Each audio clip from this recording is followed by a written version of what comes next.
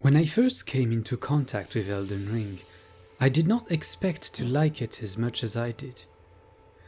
Though I have completed and liked Dark Souls 3, it felt more like a love-hate relationship. That being said, I loved Elden Ring. Maybe a little too much. Maybe it was the open world, maybe it was the more lively color palette, maybe it was the characters. I have finished the game multiple times, and like many, I tried to remember the best moments I lived in the game.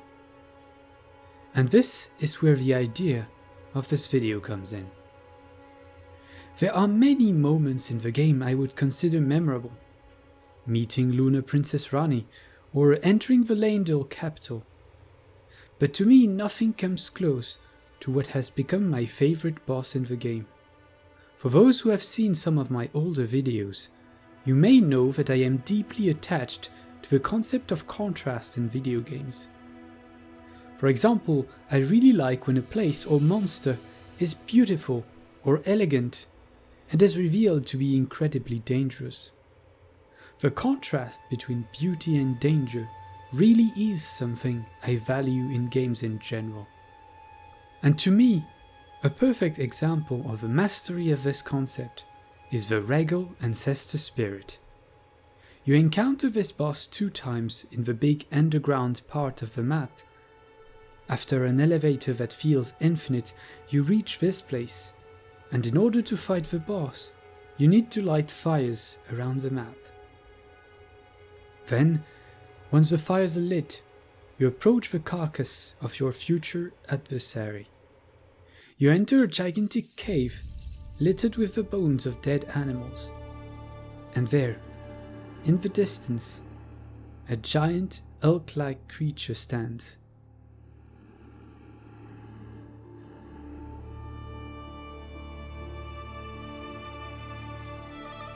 Its moves are elegant and graceful, yet you can still feel the immense strength behind each hit. When you encounter its more powerful variant later in the game, the fight feels like an endless dance of life and death, where the spirit dies and warps to one of the many smaller animals to absorb its power. It reminds me of the forest god from Princess Mononoke, a powerful being, god of life and death. When talking about this boss, I feel compelled to talk about the music. Lots of Elden Ring bosses have vibrant and strong musics that are made to make you feel the might of your opponent. But the Regal Ancestor Spirit music is almost calm and relaxing, like a gallant challenge. I really like this approach for a boss music. I feel like this boss reminds me of my favorite boss in Dark Souls 3, the Boreal Dancer. In a way, both of these fights are similar. Musics are calm and fluid in phase 1, and the fight really feels like an elegant dance. I must say that a lot of Elden Ring's bosses actually master this concept of contrast between beauty and danger, like the Elden Beast or Astel, the Voidborn. But the Regal Ancestor Spirit just embodies it in every fiber of its being. I would like to see more bosses like this in many games.